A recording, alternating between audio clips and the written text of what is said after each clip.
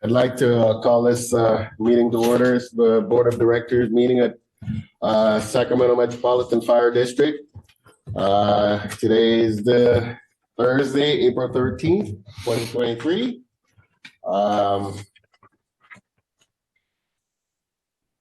Madam Clerk, would you do a roll call, please? Director Taylor. Here. Weber. Present. Sheets. Present. Gould. Present. Order Johnson. Right. Present. Jones. Here. Costa. Johnson. Clark. Here. The lights. Lights are off. Mondays.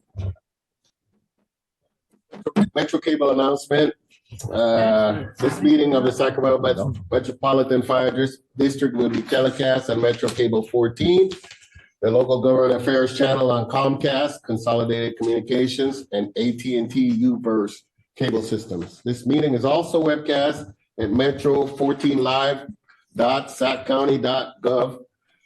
Today's meeting replays on Saturday, April 15th at 3:30 p.m. and Sunday, April 16th at 11:30 a.m. on channel 14. This meeting can also be viewed on youtube.com/Metro Cable 14. Next, we go to a public opportunity to discuss matters of public interest with district jurisdiction, including items on or not on the agenda. We have speakers. Want to do a pledge to the flag? Oh, that's right. Thank you.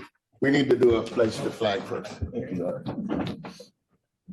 Director Sheets, would you lead us in the pledge?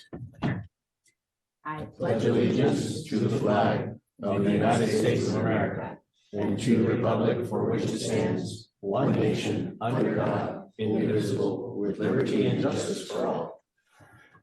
Thank you, Director. Okay, and we already made the announcement, a Metro Cable announcement, and a public opportunity to discuss matters on or of public interest within district jurisdiction, including items on or not on the agenda. We have speakers. We have one speaker. Would you come up to the podium, please?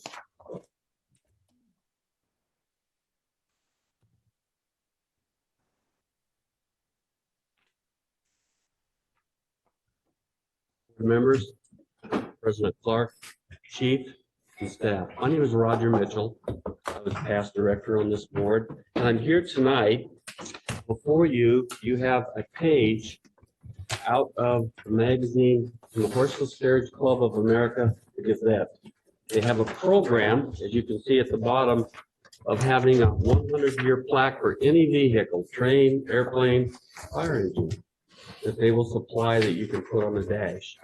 You are the very proud owner of Real Linda's first fire engine, affectionately known as Old Bessie. So I've talked to the chief in the past. We will be happy to do all the paperwork, pay the $5 fee for the plaque, and be able to place that on that engine for you. But what I'd like to do with that is, let's make this a big celebration. I mean, let's get some press for Metro Fire. Have the press here, just a big organization. Now, I have a hat with me tonight. I don't know, I was told an employee of this district is making this hat. I don't know what it's made for, but it certainly fits the scenario because it says Engine 1 celebrating 100 years. Now, I was told tonight, maybe it's being made for Sacramento City because they have some, but it still fits our scenario. So at that celebration, when we put this plaque on and all of you are there and the press is there and a lot of people are there, boy, it'd be nice to have all of us there. So anyway, so I would like, I know it doesn't need to be an action item, but I wanted to certainly let you know what we're doing. Hopefully with your blessings to do that. On a personal note, Director Gould, thank you for your talks in the past. Director Clark, thank you for your talks in the past. Director Rice, you and I've been friends since I think we were kids. Thank you. At least I was. Thank you for that. I'd like to introduce the board, John Buchanan. John Buchanan represents a company called Good Life. Without taking too much of your time to give you his history, he's been a fire chief in 3 or 4 different districts. But his company is committed to raising the funds to restore Rio Linda's old fire station. Now, it's not Rio Linda's, it's yours. But it was built with World War II War Powers Act money. That's what's so important about this building. And it's not going to represent Rio Linda, it's going to represent this district.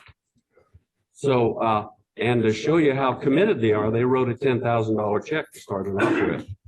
So I'd like him to say a few words, but since you own the building, maybe, and I say maybe, you can find in your line item budget when we kick this off to start getting the funds together. Who knows what you might find in your budget to help with the project. So with that, Chief John Buchanan. Our company is a very large company. It's divided up into working units. And primarily we do building restorations after fire. But we thought this would be a good thing to jump into and to restore that building. For me, it's personal. He started at Rio Linda Fire. I started Rio Vista Fire. So we kind of have a group love of the fire service. I spent 56 years in the fire service, 20 years here, starting at Arcade. So we're pushing real hard from our company side. And we're going to invite you to a meeting where we kind of go over the process in our building. And we're out on Madison Avenue, so you can see kind of what we're like too. So we're real proud of the company. And I am. And if it wasn't this, I'd be retired. And my wife would not like that one bit. She tried to push me out of the house every morning. But anyway, I'm proud. I'm proud to be what I consider an alumni of this organization. Any questions from the board on either the restoration of the truck that we didn't talk too much about tonight, but or the building and or this plaque for the 100-year-old engine? In July, that will be 100 years old. We have Director Booth has a question. Thanks, Mr. Chair.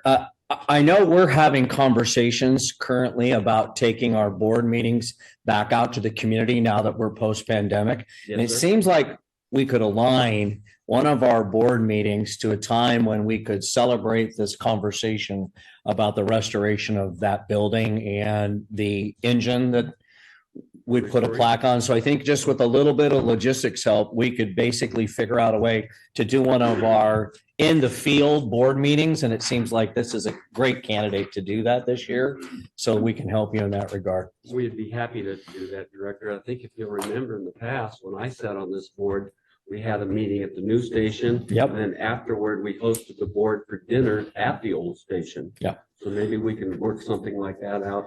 And I think that's a great example of why history should repeat itself. Thank you for Thank you, that, Mr. Chair. Director. You're welcome. Are there any? Just a quick comment, Right. Chief Buchanan, John, it's great to see you. And for those of you that don't know, John or Buck Buchanan was a member of the Arcade Fire Department. He was coming out as I was coming in. Right. And We were kind of we're kind of swinging the passing doors each of other. the- And his wife taught my kids, all 4 of them at some point at El Camino High At El School. Camino, right. And it's just good to see you, Chief. And then I'm so happy to with every time I walk in here, I get kind of, because I love this business. I love this organization, so. And I like what I'm doing now. When you retire from the fire service, I learned one thing, it's not the emergencies, it's not anything, it's the camaraderie of the staff you're with that you miss so much. And that's what put me back to work. it's good to And see you. And Roger, I just am, over the years, and we do go back almost 40 years. It is getting close. And you were a captain when I was a young firefighter. And I have always admired and been impressed with your civic and community mindedness and how proud you have been through all these years of the community of Rio Linda. I was fortunate enough to spend some time on Engine 11 to become Engine 111. And you and I actually saved an old fire chief from a really bad situation. I will never forget making that phone call to you. And that's all I had to do was make a phone call. And with your help, we were able to make him safe. And I've never forgotten it and always appreciated it. I would tell you, not to take too much time, that that's the gentleman you're speaking of. And I'm going to give the name here publicly. His name was Chief Les Crane. Oh, that's. He was a body and fender man by trade. And he built a couple of engines for Real Linda because he was a body and fender man. But one day, my father and him were like brothers. They'd walk into each other's homes without knocking on the door. He came to our house one day, and my dad's name was Richard, but everybody called him Dick. He heard Les say, "Dick, come on, get your kid. We're going for a ride." Okay, I'm 6 months as a volunteer. So we jump in his 1958 Chevrolet pickup, assistant chief's truck at the time. We went 12 miles up to Pleasant Grove, and I thought those 12 miles were 100 miles because I'm the kid sitting in the middle. We went to a ranch, and we walked in this huge barn, and that's where we were told about Real Linda's second fire engine. That was the family that bought it. And when we left down this quarter-mile driveway, Les looked over at my dad because they were building Model Ts at the time. He said, "Dick, someday we have to get," and he said either the France or the old girl or number two, I don't remember, but he said, "We've got to get her back and restore her and put her in her rightful place next to old Betsy." Well, they never got around to it, but it's being done now, and it's going to sit right next to old Betsy. So with your help, we will get that done. And thank you for your comments. Any further questions? None, hearing none. Thank you, Roger, and Thank you very much, Ward. And thank you, Chief, for the kind words the other day.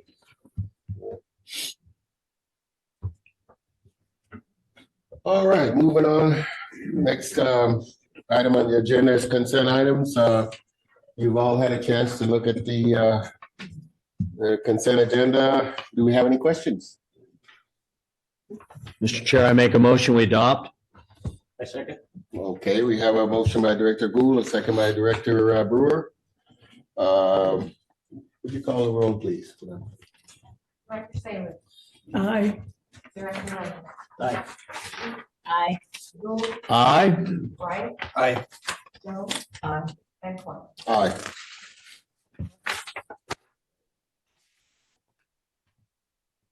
Next, we move on to presentation items. First, we have the Sacramento County Employees Retirement System Payment Agreement Update, and that would be Chief Financial Officer David O'Toole. Slideshow coming up momentarily. Oh. Good evening, our board members, our Chief Haverty, colleagues and members of the public. What I'll be doing tonight is a fairly brief recap or introduction, depending on your experience with the issue, with this Sacramento County Employees Retirement System, SCRS, and the payment agreement that we have with SCRS. So a little starting with background, in 1997, the American River Fire District absorbed Florin Fire. And with that, there's SCRS liabilities, because Florin is a member of SCRS as well. In 2000, of course, Metro Fire was inaugurated, began, and with that, they assumed the SCRS liabilities of American River, and of course, Florin with that. We flash forward all the way to 2018. Many of you were on the board then may recall that at the time Metro Fire was advised of their unpaid SCRS liability to those retirees of American and Florin. And the calculated total there on the presentation you have is the total SCRS liability at the time was 45 million, and it was to be repaid over 20 years.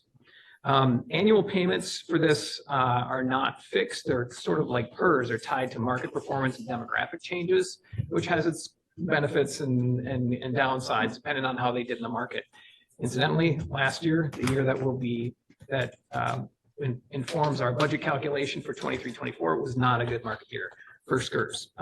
So the SCRS recommended payment is 4.8 million for 23-24. Incidentally, we paid 2.8 million this year, so an increase of 2. That's their recommended payment. The minimum payment in accordance with the agreement would be 1.5 million. Yeah, I didn't know this on the slide, but some may remember that there was a third district that was where we had a liability that was discovered in about 2020. That was North Highlands Fire. That was about a $3.5 million that was rolled into the 45 there. So I just want to point that out if you're wondering where that piece went. So on this next slide is the two options that SCRS offered us. So on the left, option one, if you will, with a payoff here in 2034, 35. You can tell it goes from 1.53 million all the way up to 8.62. So it's sort of a balloon approach option. And obviously, they're not recommending that. I certainly wouldn't recommend the balloon approach myself. Their option two is just a flat payment, just pay the same amount every year. And they provide these 3-year forecasts for us. So that's why you see the 3 years there. 4.85 million. Incidentally, we do have options in between 1.5 and 4.85. And that is, as we're putting together the 23-24 budget, we'll be looking at those options with maybe a lower payment than 4.8, maybe extend the years a year or two within what's permissible in the agreement. And that's when I come back with the preliminary budget, we'll have a recommendation for you then. So that really concludes my presentation. That's the update. 2 slides. Presentation item only, of course, so I welcome any questions or comments. Do we have any questions? Go on. Mr. O'Toole, thanks for the 3-slide PowerPoint. That was great. Appreciate that example. But what I don't see in the numbers is the number of individuals that are participating in the SCRS element. It would be nice to kind of look at that. And do you project at any point SCRS giving our employees options to move to PERS? Yeah, these are all retirees that we're talking about. So Okay, but again, they're locked in at SCRS and have no options. You got to stay with that plan. pay that for as long as they're on the earth. Yes. Okay, thank you. And they just built that new building over in West Sacramento. Wait a minute, SCRS has a building in West Sac. Yes. Doesn't make any sense. Sacramento County. Director Jones? Yes, thank you, Mr. President. Mr. O'Toole, if they are, I'm just a little bit confused in the sense of, I read through this and it looked like, it'll be a year sooner if we pay the 4.8. But how can they project out, or how can we project 4.8 if just in the last year, it went from 2 to 4.8 or 4.2, whatever, it was like a double increase. So what, do we get our money back? We pay this 4.8 and the revenues for them go up and our liability is lessened? If we pay the 4.8, there's the whole market side of it and what happens in the market. So they're assuming just a very modest growth. We pay the 4.8 every year and we'd be finished by I think it's 23, 33, 34. But it changes every year because the market, if the market were to do really well next year, which means this year where it's reflected in next year's budget, which we don't think is going to happen, then the amount would be reduced. As I said earlier, we only had to pay 2.8 million last year. So it's adjusting every year. Correct. And then the adjustment period is 3 years. That's why you saw that balloon payment where you only had to pay 1.5 and then 2 years later, it's 8 million. And then could you just repeat please what the third option payment between 1.5 and 4.8 with the final payment? So the third option is the discretion that we have to pay somewhere in between that minimum of 1.5 and what the recommend. We could obviously pay the whole thing off. We don't have to pay 4.8, but I'm definitely not recommending that. No. But we typically we're kind of using that as boundaries, if you will. Like the most we would pay is 4.8 because it is. SCRS wants to get their money quickly. They give us an aggressive recommended schedule, and then the minimum is 1.5. Well, I'll look forward to that third, a little more discussion on that Yes, third part of the option. budget. We've been dealing with adjustments to SCRS for 23 years. And it's always been increased. I mean, that's life, but we've seen this push and increase many times over the last 2 decades. So what it is. Any other questions? Okay, thank you, Mr. O'Toole. Mr. Clark, may I comment on this? I think that, as you look at the horizon of the large ticket items for the district into the future, this is one amongst several that the board really needs to have kind of a high level discussion about in terms of, how to approach some of these big ticket items. So some of the others are workers' compensation reserve fund. Another one is, how to approach capital improvement. And you have some increasing labor costs this next year as well that are pretty significant. So what I don't want to have happen for you is to consider this item singularly, right? It needs to be placed on the buffet table, if you will, and so that you can look at all of these big ticket items and have a collective approach, a financial approach to them all, because one affects the other. And in terms of, it's kind of like thinking about buying a new pickup truck and the next month, let's consider buying a new car. Pretty soon you can't do any of it. So, I just and Mr. O'Toole and I both we're trying to present to you some of these larger considerations, these bigger questions to you ahead of when you have to think about, the minutiae in the budget, because these all affect that. And it's going to be a difficult set of decisions for you. So I just, we're trying to bring some of these things to you over time ahead of that crunch time for the budget, because there's pressure at that time period. So, the insurance is another one that we brought to you at your last meeting, right? So. Anyway.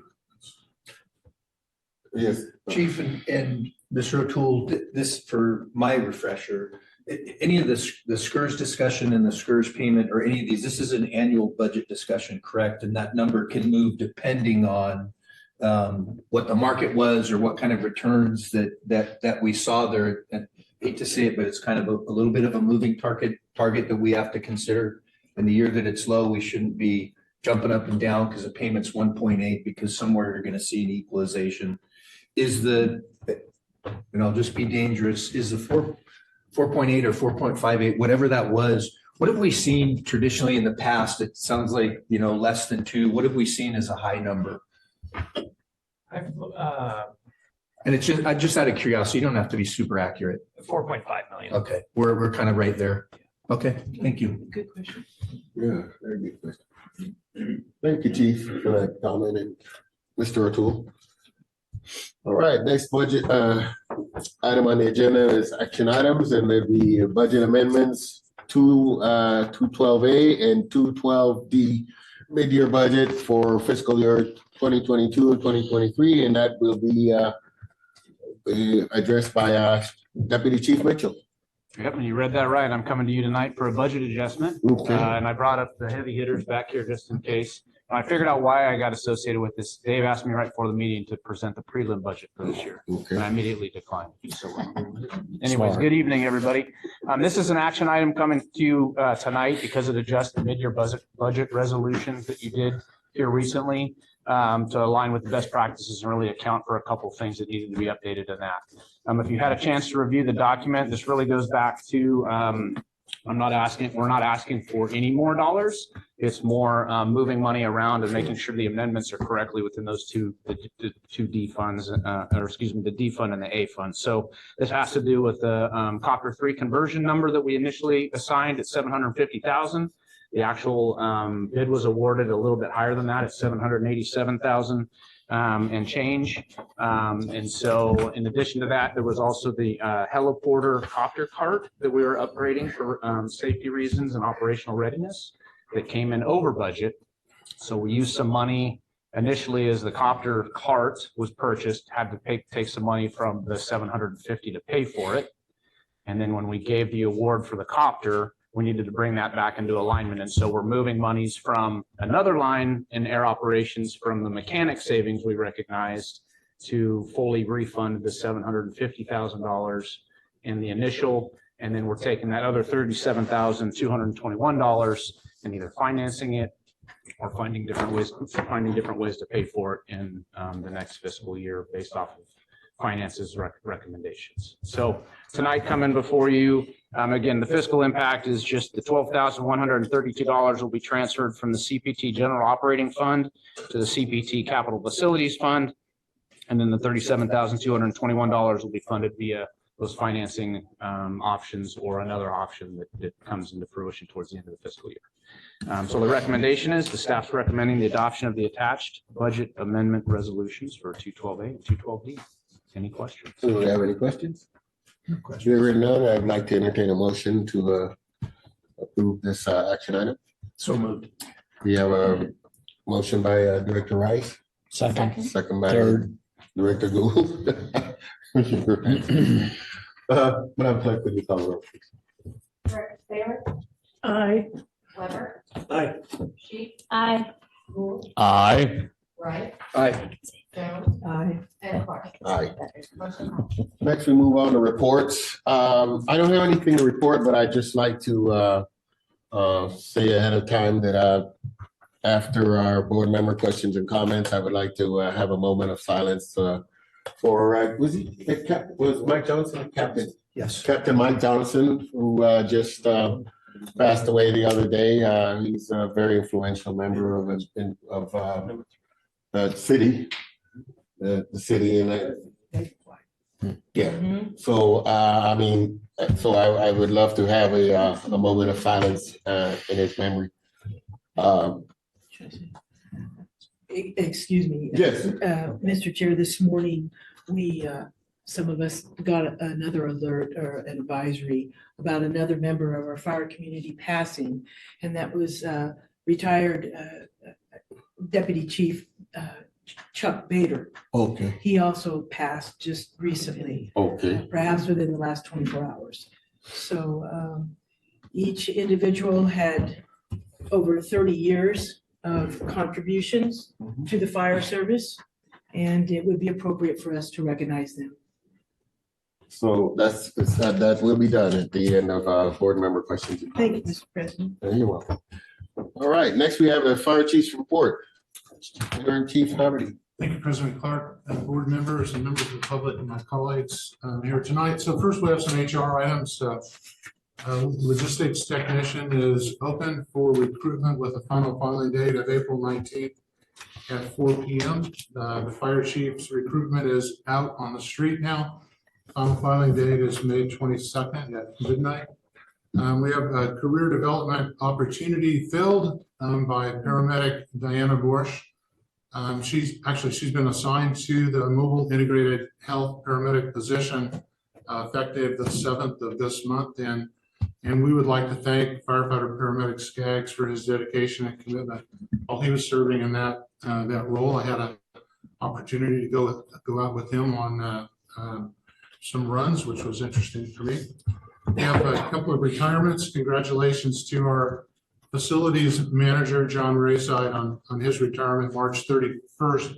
He served here 22 years. And congratulations to assistant fleet manager, Tim Swank, on his retirement on that same date. And he served this district for 19 years. And we have a new hire, April West, who's been hired as a community relations specialist in our community relations division. And she came on the 3rd of this month. So I want to report to you that, you asked me to do a lot of meetings. I've been doing a lot of meetings. So I concluded my meetings with all 5 board of supervisors members, board of supervisors, and the topics kind of went all over the board, but the themes out of all 5 had to do with fires in the American River Parkway, homelessness and its effect on the community, but we brought to their attention the effect on our members quite pointedly, and then just the general relationship building and cooperation between Metro Fire and the county itself. And those were all very positive meetings that we participated in. I'd like to kind of build upon the meeting that I reported to you with the undersheriff and the lieutenant commander from Sac County Sheriff. Assistant Chief Joe Farica and our operations branch is in the process of setting up regular meetings with the Sacramento County Sheriff's Office watch commanders. to both just share information, but also to better align our collective operations. So I think that's a real positive to get that started, and I appreciate the help with that. I recommended to the chief that they consider doing a tabletop exercise in the not too distant future to kind of vet our command response policies are together and to create even better response on behalf of the members in both the sheriff's department as well as our department and the community. This week, AC Radicki and BC Perriman and myself have been continued to visit hospitals. So this week we've met with Mercy Folsom Hospital and Mercy San Juan Hospital.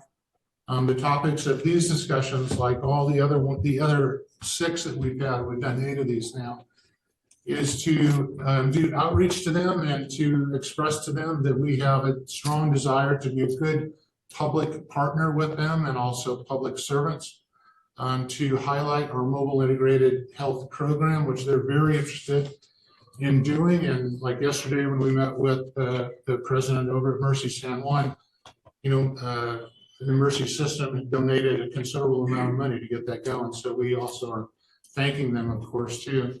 And then in each location, we talk about wall time and the effect on our members, the effect in the ED, and most importantly, the effect on the patients that all of us are collectively serving.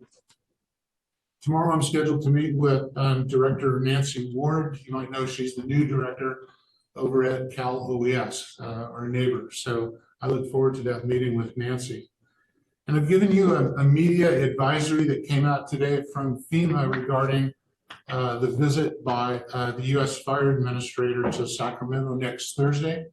I know that Chief Mitchell is going to continue this discussion in just a little bit with you to give you some more highlights, but I know that many of you are going to be on cap to cap maybe later in the week, but it's next Thursday. I think some of you might be available for that. You're certainly welcome to come to the press event at 10 o'clock at Station 68. So I'd love to see you there. And I think the chief is going to thank individuals for their effort. They've been working on it for a few months. So it's really quite a large effort to get this thing accomplished. Our reframing organizations classes are continuing. So today I taught out at Station 25 and we're into the human resources frame.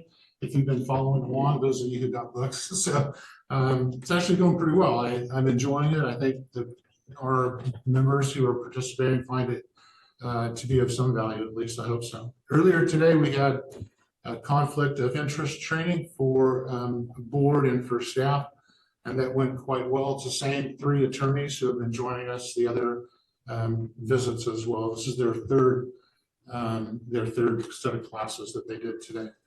That concludes my report, sir. Thank you. Do we have any questions of the chief on this report? Yes. Thank you. Director Weber. Hi, Chief. In line with the wall time, there's a similar situation that is happening, and either yourself or your staff, if they're not aware of it, if they can look into this to build a better relationship. Kaiser Roseville is on constant diversion for the county of Sacramento, meaning they will take a patient from Forest Hill, but will not take a patient from 2 miles from their hospital. And it seems like this issue's been going on, well, we've been dealing with it for many years, but I don't know what the challenge is, what they have with the county of Sacramento and specifically us, but I would like to have somebody reach out to them and find out what we can do to bridge that. Because if we have code 3 patients and they're diverting, that's not a good thing for our people. I mean, our people as far as our public. Right. Yeah, Chief Radicki, he's very well versed in this. And when we visited the CEO and her staff at Kaiser Roseville, they listened, and the chief was able to articulate our concerns quite plainly, I shall say. And the solution is in their pocket, really. So we will continue to talk to them and tell them our concerns. I don't know if the chief is here, would like to speak to that. Would you, Chief?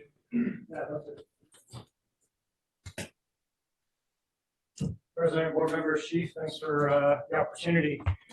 John Renicky, Director of EMS, and as chief alluded, we have been really working on our relationships with the hospital staff, and really we recognize the positions they're in, as well as they're hearing our position and our intent to support them and our members and ultimately the patients. I appreciate you bringing up that point, and what we're doing in EMS, in addition to the meetings with the hospital, is we're engaged in our local LEMSA in Sac County as well as Placer. So we have the relationships there, and their ability to go on diversion to us is concerning. Though at times they do have good reasons. Obviously, in the hospital systems, they have their processes that they're going through and the services that they could provide. And there's many reasons. As being good partners, we listen to them, and ultimately we're going to continue to engage and share our concerns, as well as attending the LEMSA meetings both in Sac County and Placer. And then above that, obviously the LEMSAs themselves communicate and have meetings to discuss that. But thank you for bringing up that point, and we'll continue to share our concerns. Well, thank you very much. I just want to make sure that we were engaging, and you are. I appreciate that. You guys are ahead of the ball. So thank you. And thank you, Chief. Director Sanders? So, so what should I tell my constituents? Because a lot of my constituents live very close to Kaiser Roseville. Yeah. And when they can't go to Kaiser Roseville because of this situation. Yeah, I wish we had the magic answer. And sometimes the diversions, though specifically to excluding a county, is a little different. Obviously, what I echo and share with some of the patients we have that call us with those same concerns is try to give some perspective of the hospitals and some of the challenges they have internally, as well as echo what I've shared today is our efforts to advocate for them. And then obviously if they're Kaiser patients, their healthcare system, I think being some self-advocates. To end on a positive note of this is, though there's times we're excluded, the good news is other hospitals are within a quick trip, and the services right down the road at San Juan, though I know on the back end that's not always great for the patients and their healthcare system, and there's a lot of problems that creates. But in the moment of the emergency or the medical need, obviously we're going to put the patient first and at least get them the treatment they need, and then listen to them on the back end and try to help advocate for their insurance or billing or whatever else we could help them with. Right. Okay. Director Booth? Go ahead. Oh, I'm sorry, I didn't see that. Chief, Yes, is the reciprocal true? Has Sacramento County ever done the same? we have not. Thank you. That's interesting. Go ahead, Director. Chief, and this is a question, how many, and it plays in a little bit, but the diversion, that's the first I've heard of it. I find it really disturbing. And I got a couple of comments. How many hours have we lost on the wall, let's say in 2022? And you can just give me a guesstimate, and what is the dollar value to those hours? Any off the top of your head? I'd be guessing, but I do have that report and I'll get that right to you. A guess is okay, because it's to further this Yeah. conversation. And so I think early in the week we looked at the January data, just 1 month. And when you look at the hours and an average cost per person, which is what happens is at the county level, they track this, and the dollar rate they use. What I mean is, how much money is Metro Fire losing on the wall at our local hospitals per month? Hundreds of thousands of dollars a month, probably. Okay, that's good enough. We in the fire service are really good at this, and I've watched the police department do this for many, many years. We need to be like them, and we will always find a way to end the problem, make it better, but it's always at our own detriment. And where I'm going with that is this district, I live here, I raise my kids here, we are paying hundreds of thousands of dollars because our members are stuck on the wall and unable to give service to the community that pays for it. We need to get tough, and we need to get mean, And we need to make it so that we mean business. And I'll tell you why. The APOP bill by Assembly Member Freddie Rodriguez, AB 40, guess who is front and center opposing that? The LEMSA director of Sacramento County, Dave Magnino. EMS, LEMSAs, and EMSAs are a poop show. And if we do not take care of ourselves here, nobody's going to do it.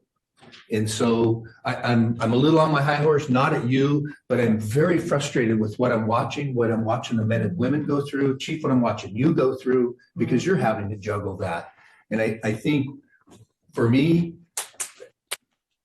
you know, in my day job, I've had some high level meetings, and it amazes me as how much everybody wants to push the buck somewhere else. And the person that pays for it are the citizens that we serve, period. It's a complex problem. I know that. But even the leaders in our county, our own LEMSA director went against us. He endorsed Metro Fire spending hundreds of thousands of dollars doing standby coverage at the area hospitals. That's wrong. And I don't think anybody's called him on it. And we need to light a fire under that guy's feet, or get in front of the Board of Supervisors and get a LEMSA director that is friendly towards fire-based EMS, private EMS, and the team sport that this is all is. But more than that, we'll stand up for the community that he was appointed to serve. And that's the citizens of Sacramento. So this one, I'll tell you what, I got your back. If you want to light some people up, I'm all in. And I think we are well within our right to do that. Thank you, Director. Anybody? Yeah, no, along with Director Rice, I'm very, very concerned about this, because this was a huge issue since 1995, where hospitals would say they're maxed out, they're on diversion. And so everyone else that was open had to do the assist, had to do the lift. And it's been an ongoing problem. So with that background, to hear that a county says this about another county is quite disturbing. But what's even more, that we're not going to resolve this tonight, but I would like to have, I don't know, say, not committee meeting per se, but an informal workshop or something, some updates from staff, EMS staff. We're talking with the hospitals or MIH. That's excellent. I've heard wonderful things about that, the reception and support. How is it that Kaiser Permanente doesn't make full use of all their available resources? It's like and that's an open-ended question, because one, it could be very complicated. Two, I'd like to get to the first, second, third, fourth level of what's going on here. We don't have, it's at another point, another time, however we see fit. I would like to get an update on that. I'd love to dig deep and find some answers to some of these things. And I assure you, in my short stint in this role, we've invested a lot of energy, as have many before me. And this, I think, is going to ongoing conversation. And Director Rice, appreciate your passion, and all of you. And I think we all wish, especially when you look at the Assembly bill coming forward, it's obviously a statewide issue. The good news here for Metro Fire, and where I have a lot of pride, is things that you've mentioned. We know that the patients are getting taken care of. It's a matter of how are we going to fix some of these other problems and support our members who are on the wall and who are suffering to some degree. And at Metro specifically, we've done a lot of things to support the county, and I take a lot of pride in that. And we have obviously partnerships and surge contracts in place with other ambulance companies. MIH, you all heard from Chief Perryman and the extent of that program and the opportunities there. And as Chief Haverty mentioned, the presentations we've had with the hospitals, there's a lot of excitement, and there's opportunity of this niche, and where we're missing the service delivery, which will help with the patient load on the ambulances and potentially have impact. So I share some of these to say that from what we control, we're doing a really good job. And we know the most important part is the patients are taken care of, and an ambulance is showing up and getting to the hospital. If they're not making it to Placer County, that's a big struggle, and one that we have to work on. But I assure you, we're still putting a lot of energy into that as well. Okay, we have Director. Chief, I just have one more question. Do you find it ironic that pre-hospital care providers are being asked to provide in-hospital care. Yeah, yeah. I just wanted You to know- ask that. That's always been an irony for me that I find a little bit disconcerting, frankly, with their level of licensure.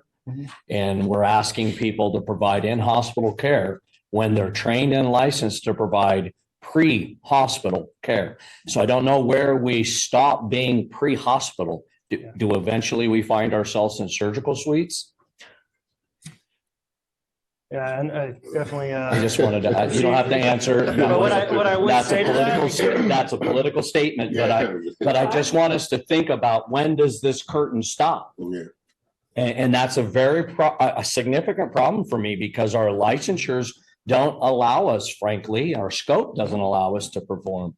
And I don't think that that's appropriate that we put our men and women in those positions, because when the stuff hits the fan, we're the lowest common denominator, and somehow we're going to be blamed for something that we really shouldn't even be doing, frankly. So thanks for letting me do that at the end. Thank you, Mr. Chair. You're welcome. Director Sheets, you Yeah, have? you know, I mean, years ago, when they were doing the round robin in Sacramento, and then Sacramento would close, and then Placer County, all of the hospitals in there were laws that were passed. And so is it true diversion that they're talking about? Because I know that they changed the lingo so that the state wouldn't come in and fine them.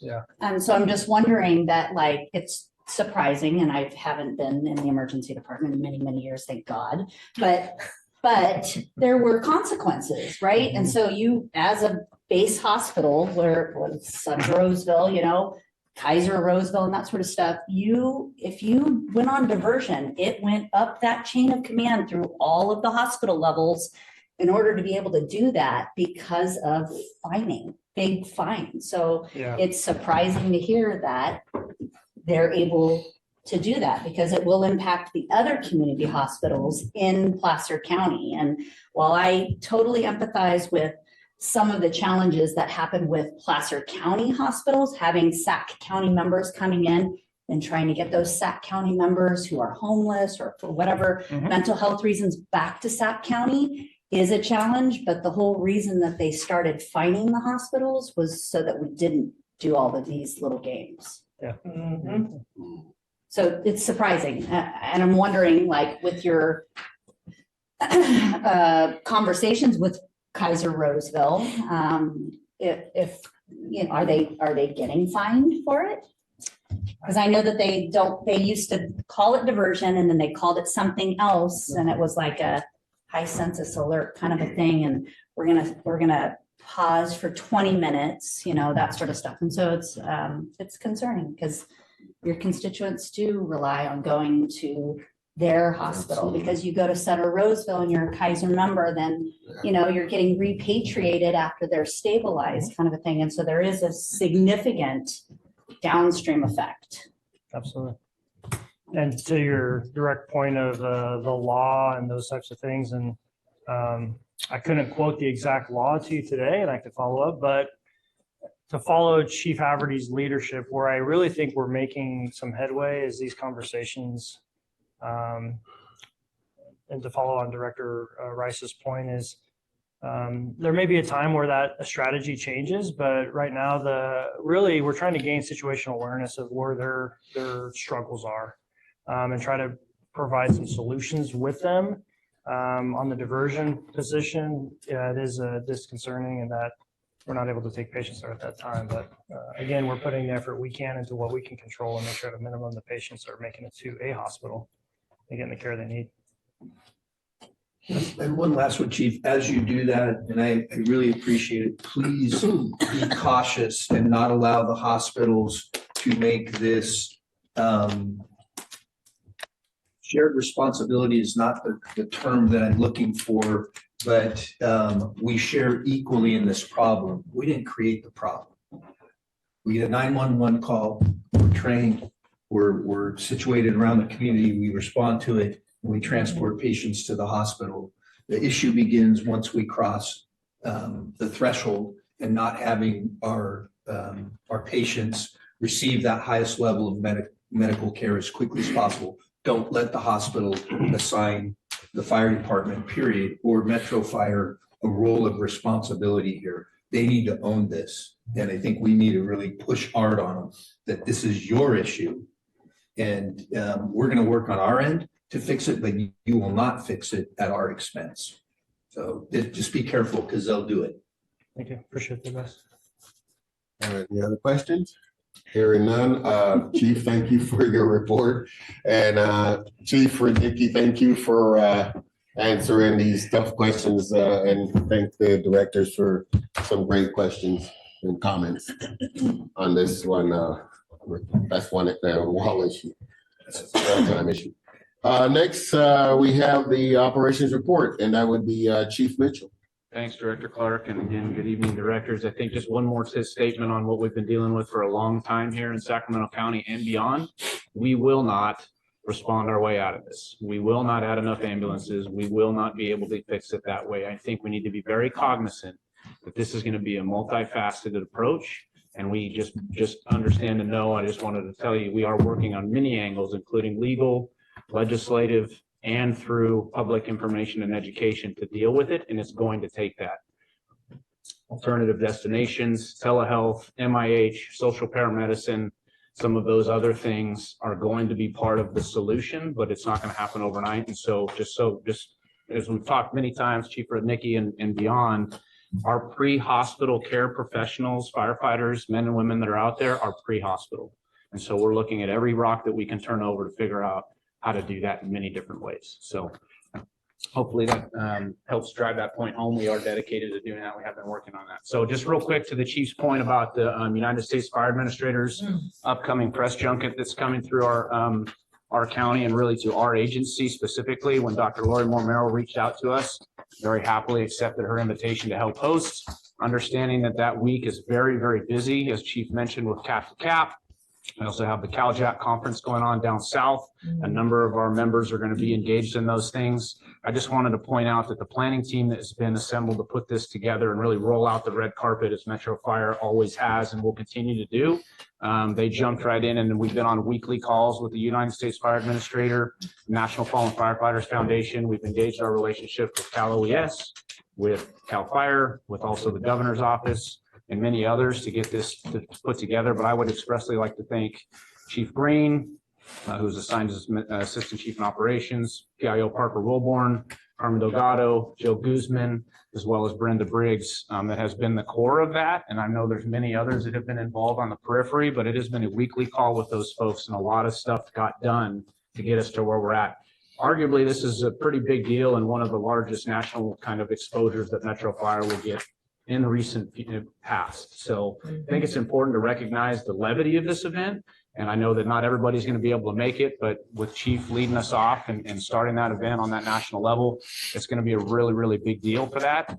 I will say some of us that will be back in DC a little bit early will be able to go to a press event that they will be flying back red eye to DC that next morning. A few of us are actually going to be there. That Dr. Lori reached out and invited us to that and happily accepted her invitation to be there. So anyway, I just wanted to highlight that. It's been a lot of work. If you're around, come. It's going to be a really big event. A lot of folks will be there, and national media as well as local media and everything that's going to get there in between. It'll be a really good highlight for us. So there's that. Just lastly, I wanted to, as we continue our venture into what does operations do and how is it built, I wanted to invite up Assistant Chief Charlie Jenkins, who's one of our shift commanders. We've talked about EMS, we've talked about training, health and safety, we've talked about staffing, we've talked about special operations. As we get close to the end of all the different tentacles and operations, Chief Jenkins is one of our 3 shift commanders, and I've asked him to come to you tonight and kind of explain to you what those positions do for us and the critical need they serve within the district. So Chief Jenkins, without further ado. Board of Directors and Chief Haverty, thank you. I think kind of where some of the issues we talked about, hopefully will segue in, is kind of the boots on the ground. So when we're on duty on shift, when the call happens, Metro Fire responds. So the shift commander, just a quick history, back with the merger of American River Fire and Sac County, we had 6 battalions that actually came together back then, and they had a need to put together what they call shift commanders for span of control, 40 some odd firehouses. During the recession, those shift commanders kind of slid back into administration for budget times. And then recently in the past, 5-6 years, 3 years in that zone, the need for consistency across all three shifts. So when you have 40 stations, 5 battalions, and 3 shifts, you tend to have 15 different ways of doing business, right? So part of that with the shift commanders, there's 3 of us, and we do work directly for Chief Mitchell, is we're always during the week, we're going to general staff. We're participating in operations meetings once a week and labor management meetings once a month. And we're sharing that information, written reports. So my shift technically starts last night, reviewing all those documents, all the other meetings, put together in a brief for the following morning. And then my morning starts typically about 5:30, 6 o'clock in the morning, looking at staffing. And part of the staffing piece is, can we staff during the day? Whether we have mandatory callbacks. COVID was a big issue of stuff we dealt with. And then I'm also reporting out to the command staff, to labor in the morning and everything else. What's our daily staffing? And I think some of that might make it back your way for your constituents on what we did have times during COVID where we're browning out firehouses, and that's kind of where that goes. To get into that, that's that sharing of information. We have had firefighter injuries or firefighters being put to the burn center. Or another example is we had an officer killed, 2 officers shot and killed at Cal Expo. A lot of that information, I'm either calling directly, I'm involved, we're giving processions at 3 o'clock in the morning, working with the watch commanders, and I'm calling the fire chief directly or Chief Mitchell, sharing that information. So hopefully you have that in the morning before it hits the media. There's a lot of different calls. I think we've had some burn victims in an area where you have that information before, and then you might see in the media might be a little different presentation, but you're well informed. And that's kind of the job that I have there. One of the other duties I have is being part of the Operational Area Council, and that is a grouping of Sacramento County OES, Sacramento or California OES, SMUD, PG&E, National Weather Service. Building those relationships, this will kind of lead into what we do. I'm going to lead over to Chief Russell here had a fire down in South Sacramento a couple of years ago, 18 mobile homes on fire, firefighter fatality, red flag day. Civilian fatality, correct. Spotting about a half mile out. And so when I'm listening to those calls, and the shift commander is listening to calls throughout the whole county, we're listening to Consumnes, Sac City, even Amador, El Dorado, other agencies where our units may respond. And have to be aware, if our members are going, I'm aware of what's happening or what's going on so we can address and send them. So I'm heading down to the call there. He's got his hands full, working with Sac City, spotting fire 18 miles away. And so we're trying to get a command post set up and give them operations. I can handle all the other PIO duties, law enforcement, notifications. And this will lead into what you just discussed with EMS. Then I get a phone call. We're down to 0 medics in the county. 0. I've got 4 alarms worth of fire equipment. And who are they calling? They're calling Metro Fire. And so with that being said, that's where I can say Metro Fire is the guardian for Sacramento County, because that's where I am pulling myself back and I'm starting to make phone calls. And not only trying to get equipment back in service, I'm calling ops chiefs of other departments, what medics can get in play, activating in-service reserve medics throughout the county, calling Chief Mitchell, dealing with the state, and I'm actually ordering strike teams of ambulances out of LA County. We never caught them, but we're trying to solve the problem for Sacramento County. Yes. So I'll change gears again. January 1st came on duty, was passed on over to me. We've got the flooding. I know I'm going to say Chief Rice, but Director Rice. Captain Mitchell, you've been around a long time too. Being around in the county of Sacramento, we get the rains and the floods. I know Rio Linda, Alberta, Oroville's flooding, it's coming over the top. Being aware of that. The American River, 100,000 cubic feet back in the latter 90s. Being aware of that. Consumnes River breaching at Wilton, being aware of that. When I came on duty, it was already hell in a handbasket. Copter had been flying all night, pulling rescues. I'm getting phone calls. I can make those decisions to send a copter down to the southern part of the county. The fire chief gives me that authority. Ops chief gives me that authority. We pulled a victim. This was pretty surreal, driving down Highway 99, completely shut down. Got down there, flooded, 6 feet of water, probably 30 cars abandoned in the middle of the road, and our copter pulled a civilian out of the car that would have died. He would have been hypothermic. I think there was 3 fatalities in cars, and I think it's 3 fatalities that drowned and some other trees that had fallen. So another aspect of what we do, making those decisions. About a week later, we had another big event that hit. I was actually at Station 64. It literally, I don't think I've ever seen the wind hit that hard. And power went out at the fire station. Calling around the other BCs, got them on alert. There was a time that 3 battalions in our district had 0 fire equipment available. They were all on power lines down. Proud moment for Metro Fire as I pull the red handle. I'm calling chiefs. We had people from CRD coming in, crews from trying to get CERT. They came in to help staff and bring people into relief fire crews to get them back in service to be able to respond to calls. That was very, very important. Dealt with helicopter resources into other counties. U.S. Congressman Kevin Kiley was very appreciative. He has 3 stations in his district. When we do send them out to El Dorado, Amador, El Dorado, that's being that regional player. Other than that, if you have any questions for me, that's kind of a brief synopsis of the shift commander and taking care of the citizens of our community. Do we have any questions of Chief Jenkins? Yes, Director Rice. Great job, thank you. And I just want to compliment you on a couple of youngsters, I believe they're twins, playing for UConn. They are, yeah. Congratulations. Appreciate that. That's awesome. Great job, Charlie.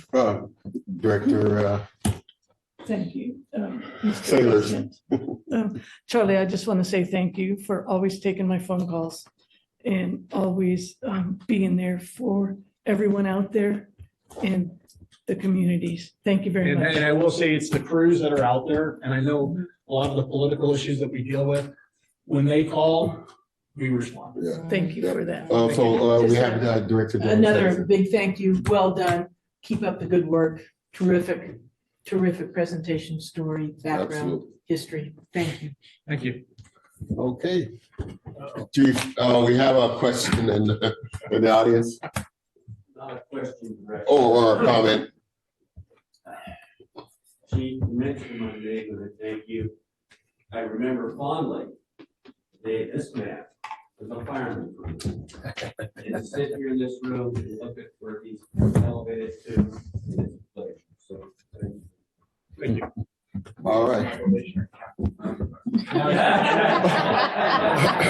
So thank you, Chief Mitchell, and also Chief Charlie Jenkins. That was a great presentation. Okay, next we go on to administrative report, and that would be Chief Bailey. Good evening, Board of Directors, Board Chair, Chief Haverty, colleagues, and members who are attending this evening. I did have a report this evening. However, we're going to switch gears, and what I like to do is introduce our CFO back up here, Dave O'Toole. He would like us to introduce part of our team in finance to you this evening. So, Oh, excellent. It's always good. I don't go anywhere without my PowerPoints. So Oh. It's gonna be 3. So You get it's 3. three. 3. I'm gonna go higher this time. It's always Great. good to see the people that are Mood doing lighting. the work. So, good evening, Mr. Chair, board members. Oh, go back one, I'll jump the gun there. And Chief Haverty, colleagues, members of the public. With me tonight are my 2 managers, Ron Madrid and Sarah Ortiz. And Ron oversees the fiscal side of the house, and which he'll explain in a moment, and Sarah oversees the payroll side of finance operations, which she will also explain. So real quick, I'll move us along here. There is an org chart that goes with. There it is. That goes with finance division. There it is. You can see the 2 parts, but I think much more interesting than an org chart is the people. Thank you. That's the people. So the finance division is made up. There's 12 of us all together. Doreen Guerrero is not missing. Is not featured in that, but that is the team there. Hopefully, we have time to meet, a chance to meet us all one day. Go to the next slide. Okay. So finance is favorite pastime. This is us. We enjoy cutting budgets as much as we enjoy swinging axes. Yeah. Wow. Wow. Stick with your day job. Your waitresses. Okay. So The next thing I want to mention before I turn it over to the real professionals here, the motto is for the Finance Division is committed to ensuring accurate, timely, clear, and comprehensive fiscal and payroll services. This is a motto that we worked on together as a team. It captures sort of 4 themes that we care a lot about: accuracy, timeliness, clarity, and comprehensiveness. And that's what's embedded in there. We spent a few staff meetings on that. You'll see it if you come into the finance area. It's on. It's framed and shown in kind of as you enter the area from any direction. It's also on our email footers, and where else do we have it? Where did I put here? And on our agendas and materials that we put up internally that way. So with that, I'm going to take a break and turn it over to Sarah.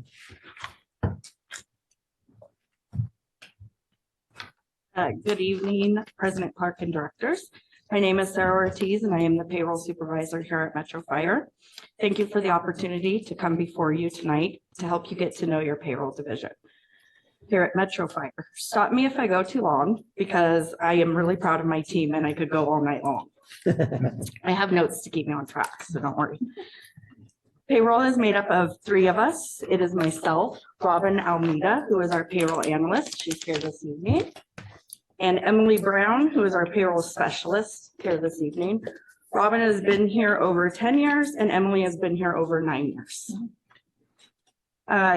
Here are just some of the services that payroll provides here to the district. We are responsible for budgeting all labor accounts across all divisions for the entire district.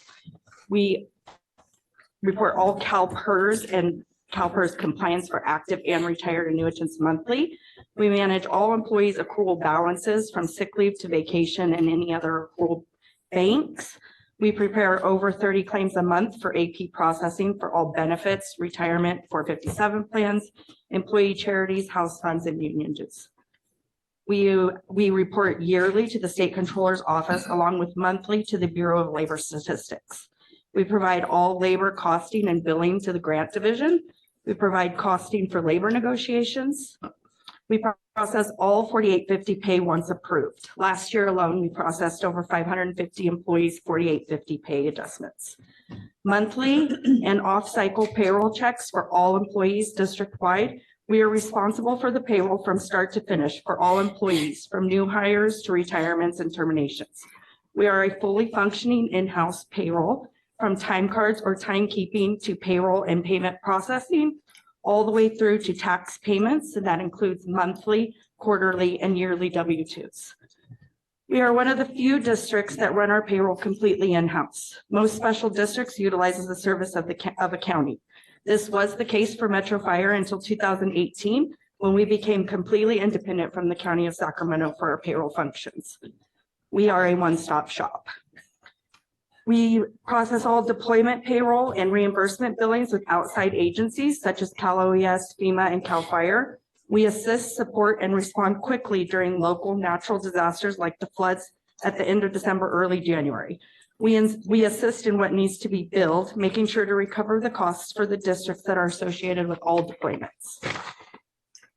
Some of our recent successes include implementing the MOU agreement with significant changes to the existing MOU on time and as expected.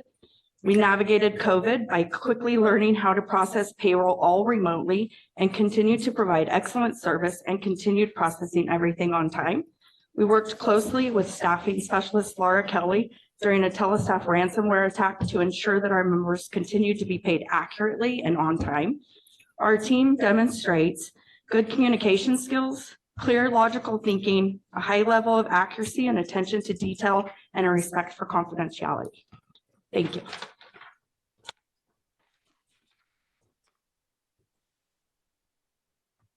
Good evening, directors. I was told that I should keep my remarks under 1 minute, and so I'm happy to do it. So my name is Ronnie Pedrad. I've been the district's controller since 2012.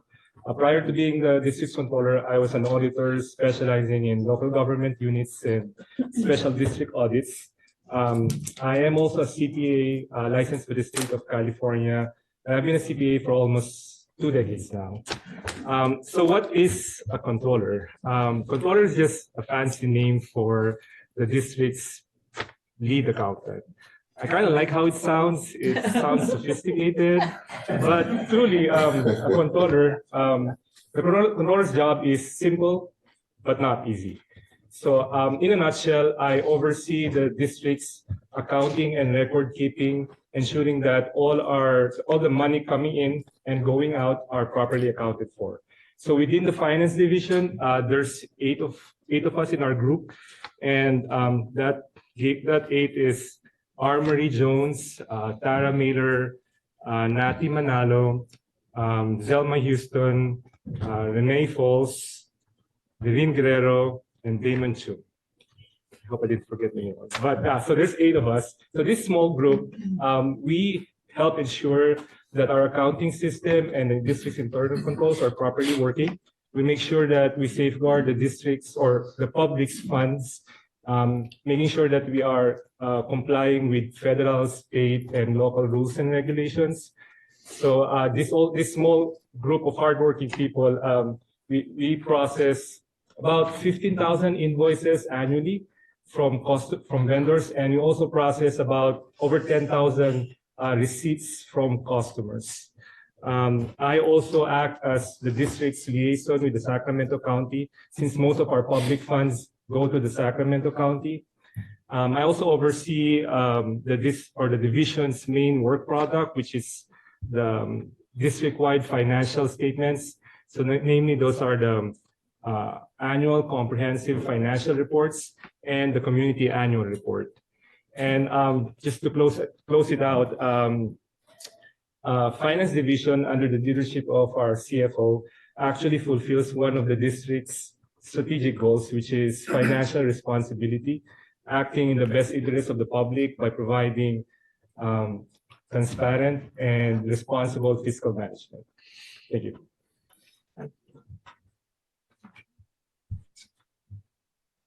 I've just got a few slides left and we'll wrap it up from finance. Ron just mentioned the community annual report and the annual comprehensive financial report. The two plaques at the top are the recognition we received from the Government Finance Officers Association, 4th year in a row for the community annual report and 8th year in a row for the annual comprehensive financial report. The two awards on the bottom are from the California Society of Municipal Finance Officers for our budget and our capital plan. Both the first time we received those was for the budget for 21-22. So that was the first time we received them. Sorry, for the budget for 22-23. First time we received them. And we were one of 95 entities to receive the budget award out of all cities and special districts that participate in CSMFO, and one of 17 to receive the award for capital. Just a few closing items, initiatives to mention. We have an annual training program we use at Finance. Everyone gets a minimum of 20 hours of training. We recently attended the California Society of Municipal Finance Officers annual meeting that it occurred in Sacramento, and so no travel. But we got quite a bit of training out of there, and each person has a tailored training plan as part of it. We also include metrics as part of our work. We measure how quickly we can move an invoice through the process. We quantify how the payroll transactions we go through, do a lot of tracking of that kind of activity. We have annual goals every year. We have 11. I've listed 4 here on this slide. The Oracle is the main IT system we work with. We're trying to get our work list of items that need to get fixed down to 20 items. It's currently around 30. We are going to complete an internal fraud risk assessment. First time we've done that before. We're looking to have an approved meal and refreshment policy through. And last, we're looking for the GFOA Triple Crown, which we showed you those plaques earlier for the annual comprehensive financial report and the community annual report. There's a 3rd award for our budgets. We're hoping to get all 3 together. It's a very rare national recognition to get the Triple Crown, and we're hoping to we will be submitting for that in the fall. And that concludes my presentation. Yes, we have a question for the director.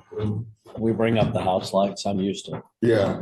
See, the mood lighting gets me weirded out. So Dave, that makes it hard to see. Dave, I just, so often this section of what we do as Metro Fire kind of goes under the radar, but I just want to tell you how proud I am of your team and Ron's and everyone's that's involved in the movement and management of money in our department, because at the end of the day, we take an oath to make sure that we take the fiduciary responsibilities that we take an oath to uphold. And you guys just absolutely rock it out of the park every single year with these awards. And I just frankly don't think there's many special districts in the state that haven't run into massive problems with fraud and all sorts of things. And this agency, since its inception, has never had some of those issues because of the hard work that you folks do and the corrections you do.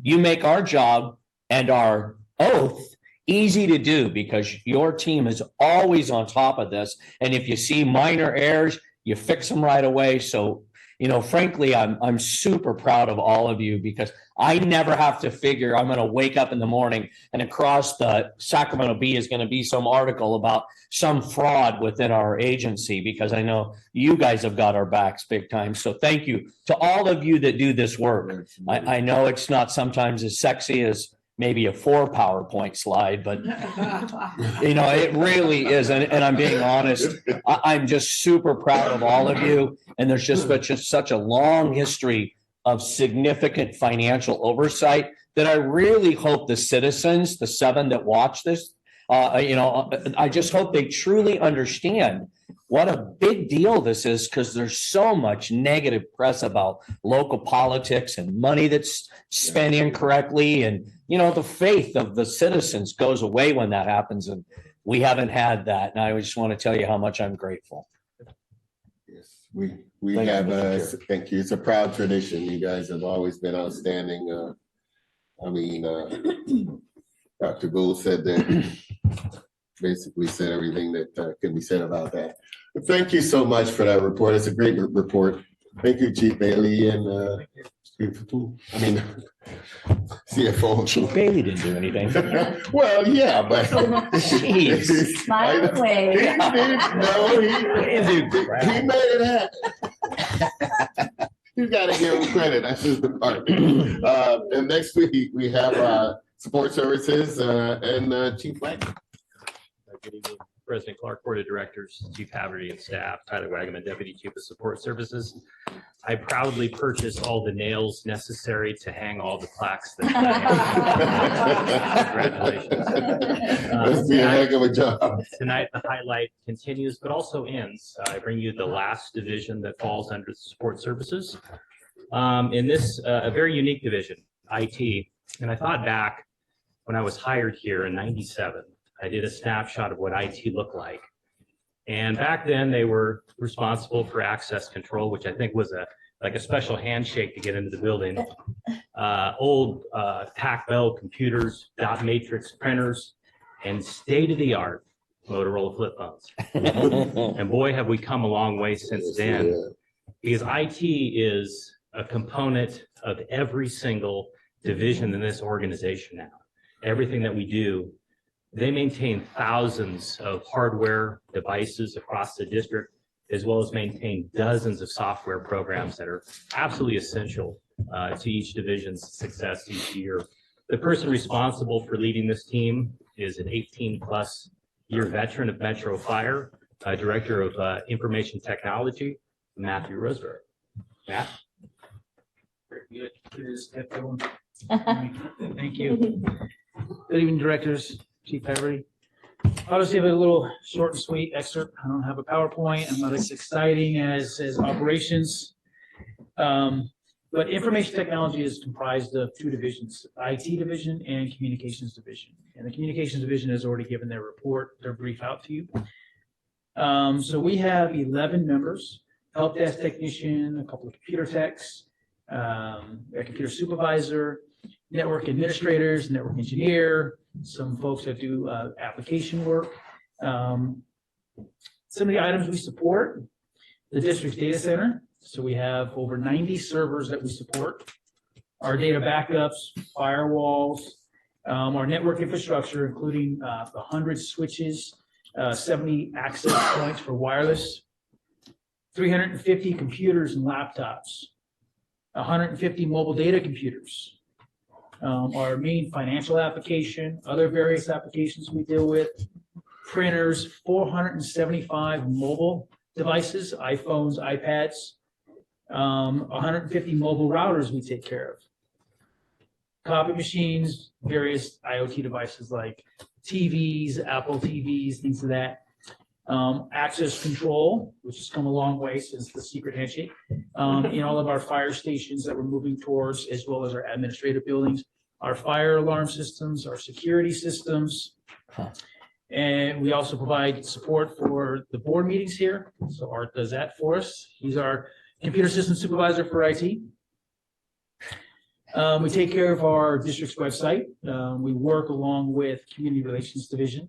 They manage the content and the structure of the website, and they provide that to us, which we then do all the uploads and updates for the website. And in 2022, we completed over 1,600 help desk tickets. That's it, short and sweet. Any questions? Do we have any questions? I can't add up all those numbers. That's too It's a many. lot, like you said, there's thousands of devices that we're responsible for on a continual basis of providing security updates and patches over and over again. All right, thank you. There are no questions. Thank you, Mr. Roseberry. And Chief Wagaman for presenting the, for allowing Mr. Roseberry to give us the report. All right, next we got firefighters local 522. We have Sean Scholar. Correct. Sean, and then we have the esteemed. You get me, but tonight we Well, get and then I'm gonna introduce the esteemed President of 522. Correct. So two for one in place of Matt, so we'll try to live up to his expectations. Oh, you will. I'm sure you will. I'm very confident you will. So good evening, President Clark, fellow board members, Chief Haverty, executive staff. My name is Sean Scholar, Director of Local 522 with the Metro Unit and a captain here at Metro Fire assigned to 65 on the B shift.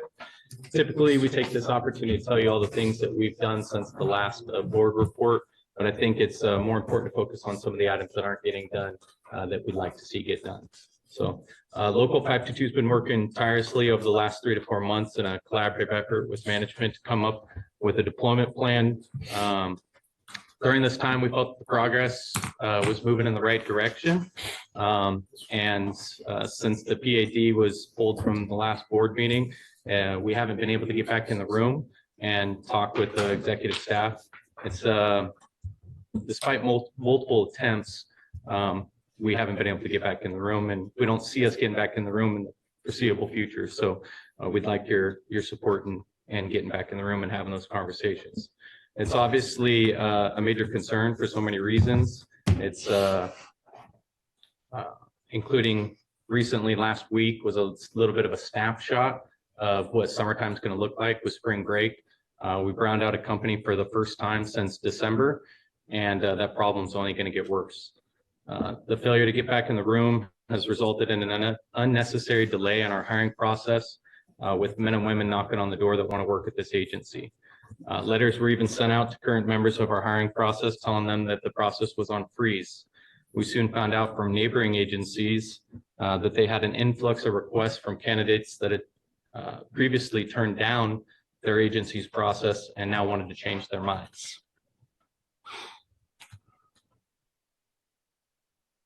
Just last week, we made an attempt to prevent a brownout. A solution was brought forth by a battalion chief, was vetted through the chain of command, was presented and was shot down. It was kind of an out-of-the-box approach to not browning out a company. But I feel like one of the part of the Metro way is being adaptable, and that's what this plan was. It was just being a little bit adaptable, thinking outside the box, and trying to prevent a company from getting browned out, and that plan wasn't supported. So the burden of the brownouts can't continue to be on the backs of the men and women of Metro Fire. They're running an absurd amount of calls that I know you all are aware of. They need help, they need support, and they need direction. The challenges don't just stop with the struggles of deployment and staffing. We continue to see members struggling to get the treatment they deserve in the realm of workers' compensation. Utilization review has been identified as a part of the process that's causing the biggest challenges for our members. I still can't believe that we allow this part of the process to continue causing pain and suffering to our members. Our agency has the ability to intervene and stop this from happening. Labor Code 4610.5, Section G, the employer can authorize treatment that was denied by UR. Labor Code 4909, treatment can be provided in a denied case without admission of liability. This language is black and white.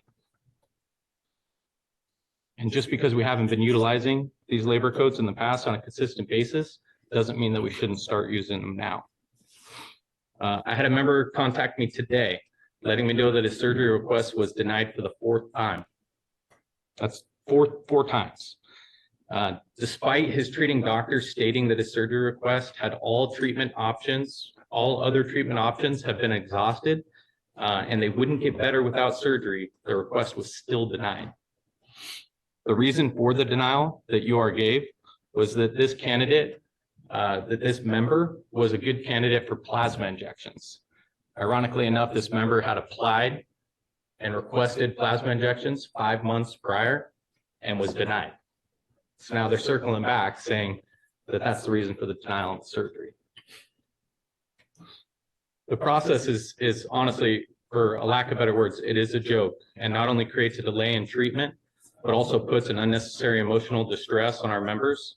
We must change our mindsets and intervene on this shift that is drastically off course. In closing, I want to acknowledge all of your willingness to meet with us.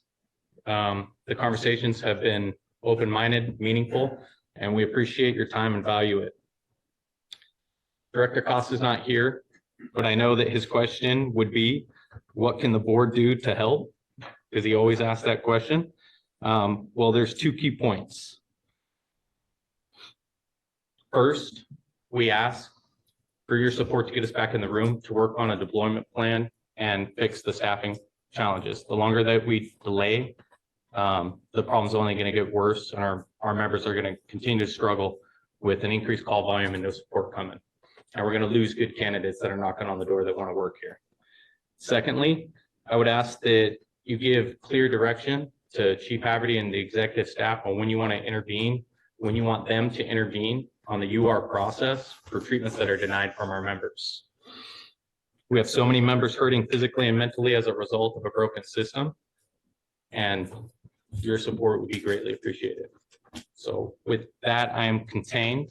I will take any questions. I would like to also say real quick that 522 has been on the front lines of AB 40. Vice President Matt Cole testified on AB 40 side by side with Assemblymember Rodriguez. I know Trevor Jameson here has an opportunity next week to also testify. So we are in that fight. We support it, and we will continue to support that measure. Trevor, are you I'll go when Sean's done. If you have questions for Sean. okay? We have, yeah, I know that, correct. I was just checking to see if there were others. Yeah, no, Mine's really simple. Do we have a member of this fire department that has had an on-the-job injury and has been trying to utilize the system and heal and get better, that is now faced with going on unpaid leave? Yes. Say that. What was your answer to that? The answer is yes. Yes, say that loud. Yes. Yes. That's the only question I had, and I'm going to stop right there. We have a member that potentially is injured on this job and cannot get treated and is faced with unpaid leave. I don't think we need to discuss that anymore, other than I want this fixed. And I'll stop right there. Okay, thank you, Director Weber. Thank you, Sean. Now, I'm sickened by the numbers that are out there as far as the non-treatment of our members. It frustrates me and infuriates me to no end. But can you put another look at this? And again, the membership is suffering horrifically. But let's put another number on it for us and the people that are watching as far as the financial burden. You talk to your memberships, and I personally have talked to a few of them. Statements have been made by the members. Their doctors have told them that if they would have been treated they would have been back to work XYZ sooner. Can you tell me a number of days, months, years in some, and how many hundreds of thousands of dollars we have spent on backfilling for not treating these people? I've dealt with so many members' cases, and I'll tell you that each one is very different and unique depending on the injury that they have. You could have a very basic injury. I mean, the one that I was alluding to in here is a pretty basic injury. It's like a $10,000 cost of an injury. My member did lose pay. He's currently back at work. He probably shouldn't be back at work, but he is, because he doesn't like putting that burden on his crew. But there was back pay associated with the time that he did leave. And all these denials, all these appeals, it is a process that costs money. And everything points back to the UR. I mean, everything points back to the UR. And really, our members just want to get healed. They want to get back to work. But it doesn't just affect their work life. It drastically affects their home lives. And there's stories that I could share with you, but I won't, because the members, I've asked not to, but it is affecting their lives at home with their kids, with their wives, everything, because they're dealing with injuries that should have been corrected months, years ago, depending on the injuries. I know there's a huge financial cost to it. I know workers' comp is an increased cost. I think fixing the UR is something that will save this agency money, and it will increase morale, and it'll make us a better place. I can tell you that internally, we are doing everything we can right now in the work comp TPA RFP process to make it better. Working with HR, they've been absolutely phenomenal in the process, working hand in hand, getting this done to try and make it better. What we have to do is we have to start using the labor codes that we have available to us today to intervene. We can't wait till June when the RFP is done. June is too late. Today is too late. Yesterday was too late. We need to intervene right now and start using the labor codes that we have available to make a difference in our members' lives. And I mean, it's so, there's so many things that are attached to workers' comp that we talk about almost every board meeting. We talk about staffing issues. We talk about sick leave usage. We talk about so many different things. It's like, I know for a fact we have members that are utilizing sick leave in lieu of going through the work comp system because they either had a terrible experience in the past, or they've heard a horror story in the past and they don't want to go through that. So they're going to utilize their sick leave. And I don't blame them right now, seeing the way that the process gets handled. So I just ask you to please take that into consideration, provide some clear direction to the chief and the executive staff at what your expectations are, what you would like to see them do, and when you would like to see them intervene. Thank you. Any other questions? Okay, Maybe board chief, Jameson. staff. It's not often I get to come here and address you, and it's an interesting job I have. One, I love Metro Fire, firefighter, paramedic still. We'll be out there this weekend working on the ambulance, a couple different shifts. But I didn't come here to talk about it, but I'm just going to make a point because it was asked tonight about the whole hospitals and wall times. We are in an absolute street fight with hospitals right now to change what is going on. The hospitals are not our friends. The people that work in the hospital, I have nurses, doctors, they're friends. I have no problem with that. But I'll tell you right now, ask yourself, why does the hospital council of Northern California meet with a city council member of Sacramento City and then proceed to tell them that we get the hospital and we take our time, we hang out and we talk, we leave, and maybe we're not in a hurry to get out of there. What they're building a narrative against us right now, against AB 40, that we're out there. When I talk to the assembly members that represent our area, the hospital is not our friend on this. So I don't want to be partners with them. We got to work with them, fine, but they could have come through a long time ago. It was 2018 when we met about the mobile integrated health the first time at 522 with myself, Chief Mo Johnson, 2 members of Sac City, and the hospital council. How long did it take to get the $1 million for the one rig? Give me a break. It's ridiculous. I don't usually get that passionate, but I'm tired of this hearing about this. We have to get motivated together. And the other reason I came here tonight, my job is interesting, right? I meet with everybody. I meet with city council members. I meet with board of supervisors. We're trying to be involved wherever we can. The first time we're sitting down with the public health officer, Dr. Kassir, Deputy of Health Services, Tim Lutz. Why are we doing that? Because we want to have a say. The labor wants to have a say in who those people that oversee us are. We don't work for the county, but they have a lot of say in what we do. And I'm tired, and our members are tired of not having a voice in it. And so when we are out there working and we're having ideas and we come across an idea, we have a great partnership with CSD and Elk Grove, where we helped pass a measure down there where it was public safety, parks, pavement. It passed. The city of Elk Grove is going to give money to CSD to augment their staffing. So I thought, well, that's a great idea. You know, maybe we can repeat that. So I went to Rancho Cordova City Council member. And I found one who was very interested and was willing to be a champion. We brought it here. I thought everyone would be excited. You know, we got stonewalled. It got put in. There's no backing. You know what, though? Because we have relationships, it's still alive. And so my hope is tonight, everybody gets motivated on that piece. And if we have an opportunity, I hear about budgets and funding and all this other stuff, and everybody talks about it, but we have an opportunity, and it might not go through. But let's be part of the solution, and let's not work against each other. And I guarantee, like, we all have different lanes, I get it. And if I find an opportunity out there, or we find an opportunity at 522, I work here. I want the best for this agency.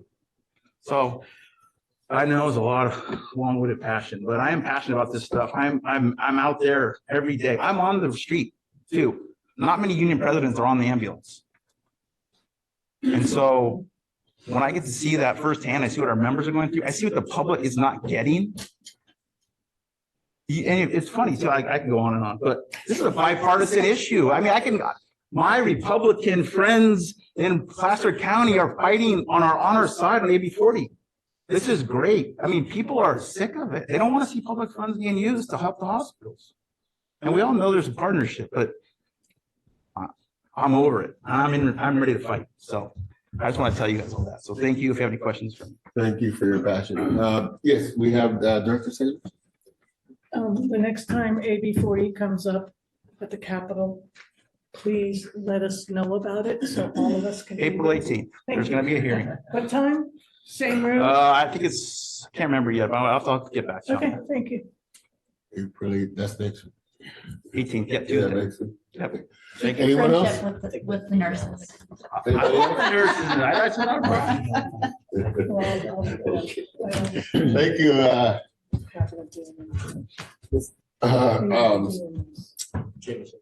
Yeah, I know Trevor and Sean Scully. Thank you very much. All right, next we go on to committee and delegate reports, executive committee. We don't have anything to talk about tonight. Communications Center JPA, DC Wagner. Good evening again, directors. I'll be quick. The JPA Dispatch Board met on Tuesday, March 28th. That meeting was opened and closed right after roll call as the quorum was not met just due to a couple issues that popped up last minute. We did meet 2 weeks later, though, on April 11th, when we got some more work done. In attendance, AC Wilson, DC Williams, DC Quibble, and myself. There were no action items, but 2 consent items were moved to action just to provide some additional dialogue and answer some questions for fellow board members. Those 2 items were, one was a WestNet invoice, that's our station alerting equipment. Recently, the comm center obtained a grant to replace some of the radio systems. Those radios required some customized cabling from this Westhead Company, and that's what that invoice was for. The grant did not cover that, so it's one of the items we wanted to discuss to make sure that we get afford it. That was unanimously approved. Item number 2 was a maintenance installment for our CAD system through Periton. It was a prearranged installment under contract, again, unanimously approved. Our next board meeting is going to be on Tuesday, April 25th at Consumnes CSD Administrative Services, 2280 Elk Grove Boulevard. End of report.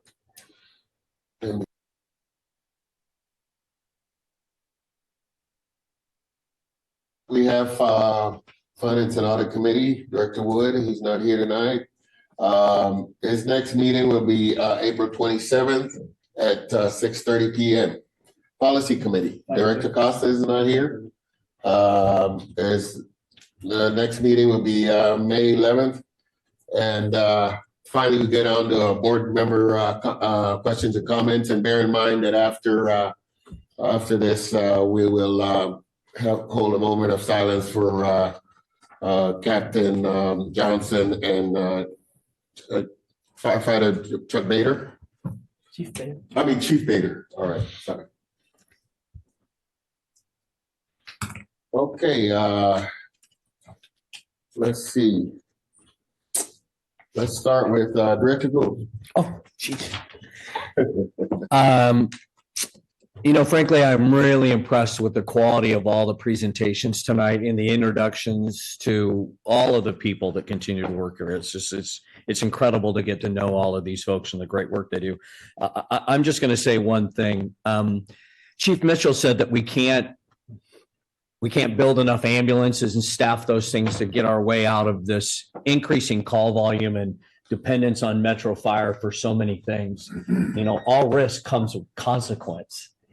And I agree that I don't know that we can get our way out of it, but I think it's high time, given the sophistication of our system and the dollars that we were just told we're losing on a monthly basis. It may be time to put someone in dispatch that has the medical background and legal authority to tell people it's not appropriate what you're asking us to do, right?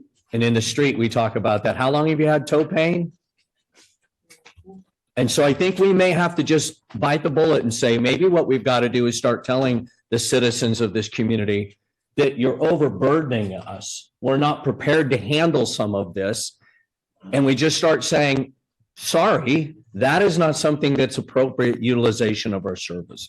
I know that comes with a lot of negativity because that's not in our DNA, but at the end of the day, you can only stretch that DNA so far. So I think at least you that are in those conversations, start thinking about, let's put a physician in that dispatch center who has the legal authority to say that is not an appropriate use of the fire agency or ambulances or whatever, because I think they're just going to keep calling because we keep hauling.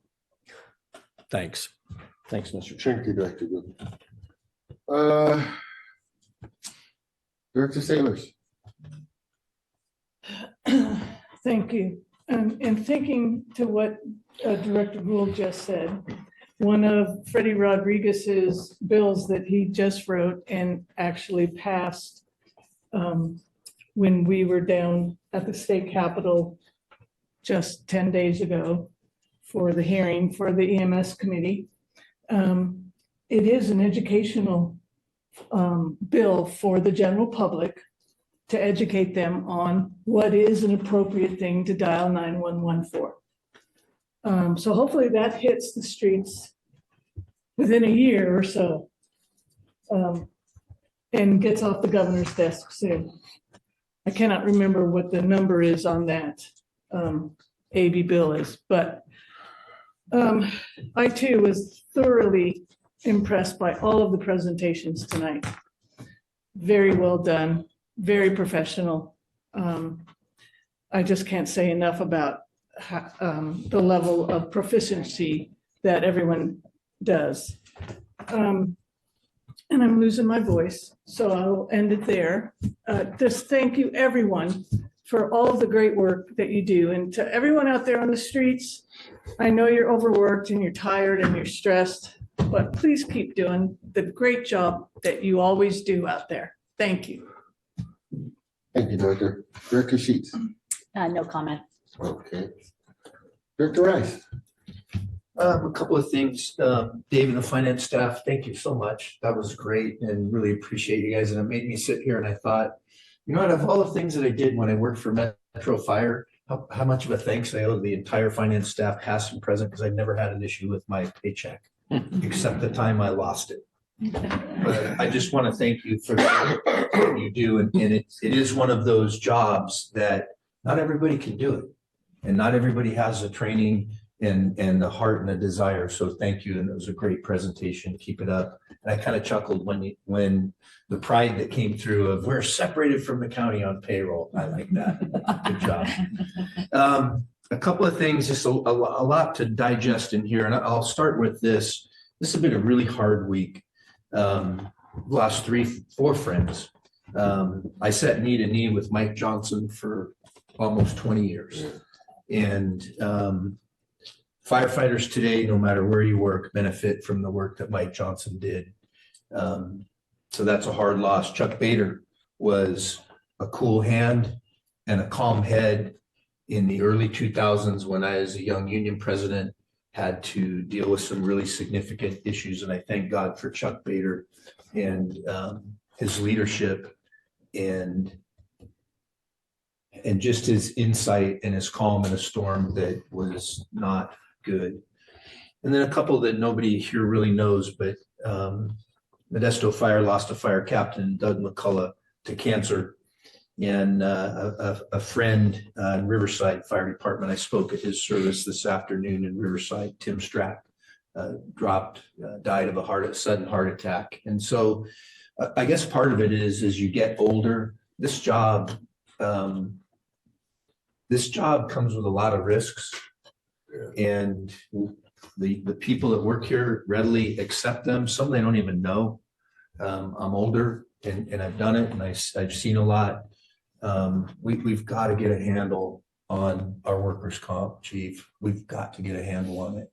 And I know you're working on it. I'm not going to throw a fit about it, but I want to dig in. We got to, I know we can get a handle on it. A couple of things that were brought up legislatively. I had the privilege to be invited to speak at the Fire Districts Association of California conference. It was either the end of March or the 1st of April. A lot of discussion legislatively, much about EMS. And we talked about AB 1168, which has to do with 201 rights in the city of Oxnard as they departed a JPA. The LEMSA declared and so far has upheld that they lost their 201 rights when they exited. There's a lot more to it than that. And so there's a bill trying to correct that for the future. It's a tough one. And the Cal Chiefs are very involved in that. The other one is, it is AB 40. That testimony on that bill is April the 18th. I will be one of the lead testifier giving testimony on that. That partnership includes fire-based EMS, private-based EMS. This is all of us.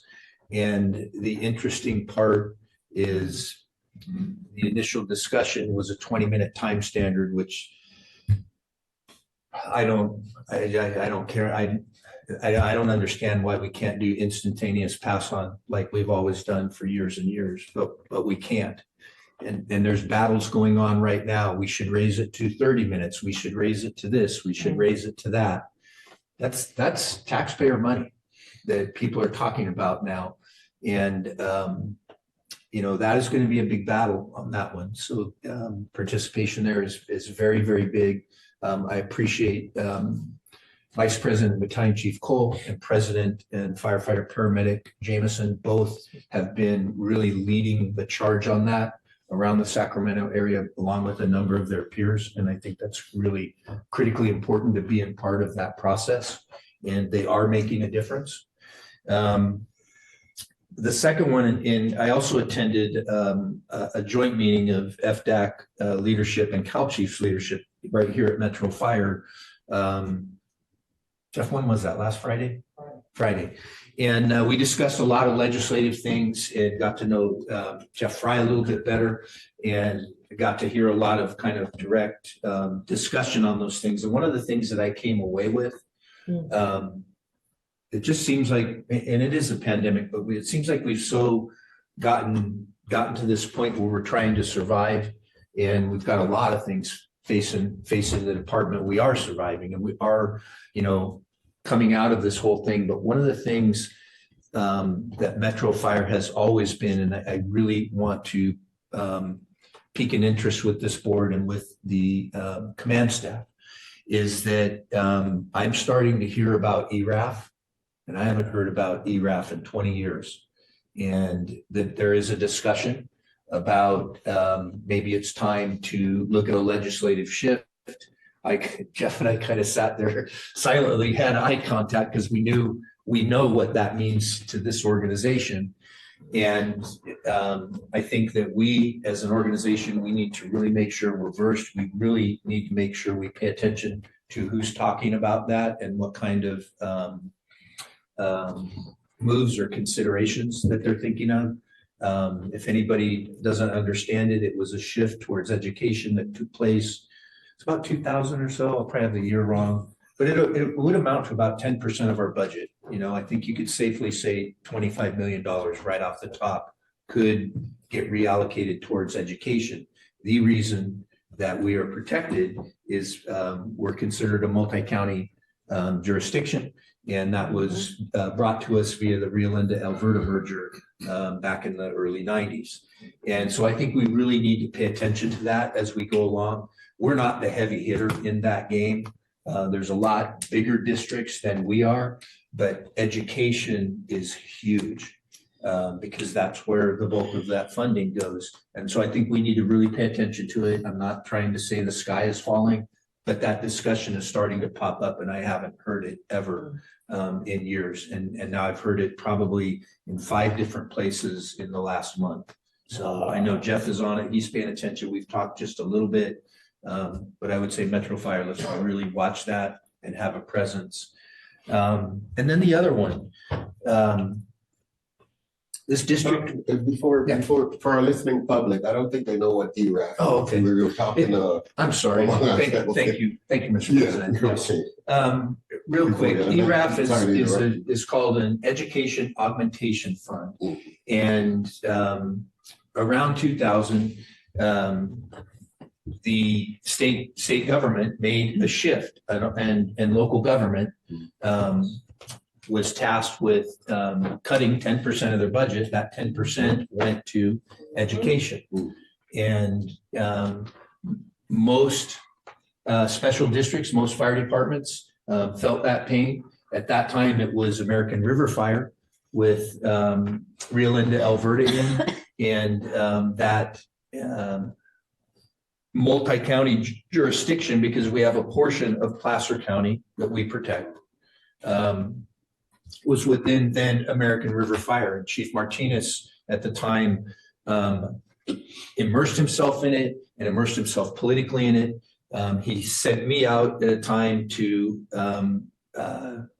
actually get in an argument with then Governor Gray Davis directly about this. Yes, I was very outgunned, and I was young and had no idea what I was doing, but I was willing to fight. And it kind of died off, but through the years, Chief Martinez stayed on top of it. We've had other opportunities north of the Alberta area. Few people, Chief Wagaman would remember the Dry Creek Fire Protection District. There was a chance that we could have consolidated or annexed that. It came apart. But where I'm going with this, let's verse ourselves as a board and as an organization on ERAF so we understand it. So we're ready to work within the system to maintain our ERAF status. And then secondarily, Mr. President, did that help? Yes, absolutely. Yes. And the other one, and one of the things that this district has been predicated on forever, we led the state, and I think close to the nation, in consolidation of special districts and fire departments and creating those efficiencies and being better able to serve the communities in Sacramento. And I haven't been here long enough to say this or to know this, but I think that we need to shift our eye onto some areas as we're starting to see some serious building going on in Placer County and beginning to go on in Sutter County. I don't know this, but there may be opportunities and we should always be willing to listen and talk about those opportunities. And the one that got away, and I will never forget it, and there's no right or wrong because it was the context with what we were dealing with at the time. And this goes back to American River Fire when this board met at Station 101 in the garage. And I vividly remember being there and the discussion was on the Pacific Fire District. And the Pacific Fire District was ready.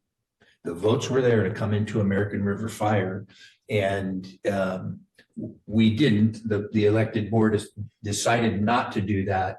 And part of it, there were a lot of reasons, but part of it might have been a little bit of apprehension and fear. But that's never happened since, and I don't think that it would. But I would say Metro Fire has been built on service and being built on being on the cutting edge in Sacramento County. And I think we need to kind of dust that vision off a little bit and pay attention to what's going on around us and are there opportunities there.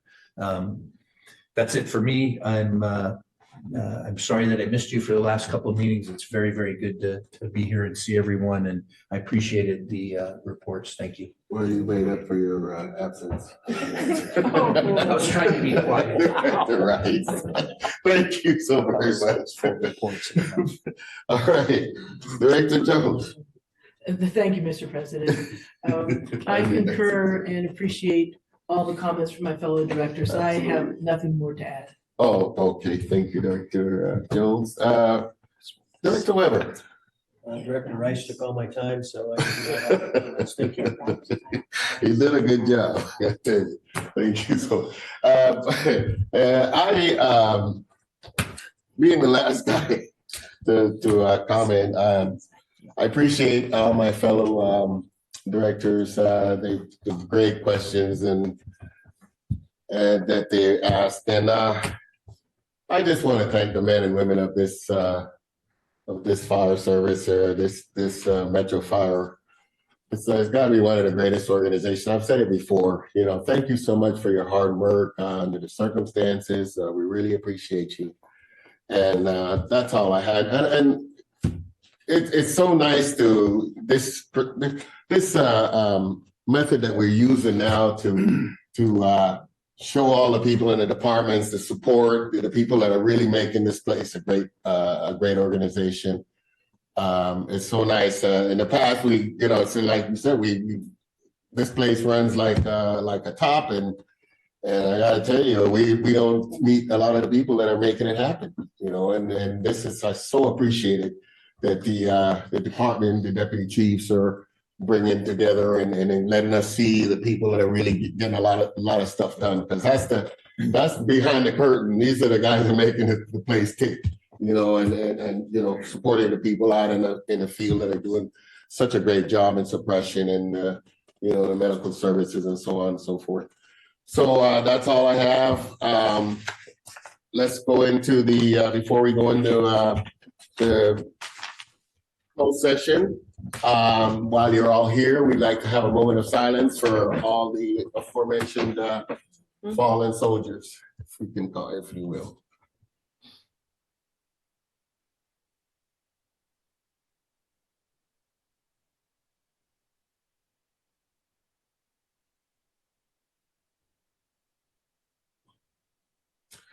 Thank you. Next, we're going to go into closed session, and adjourn the closed session. Before that, council, you had a comment that you wanted to make?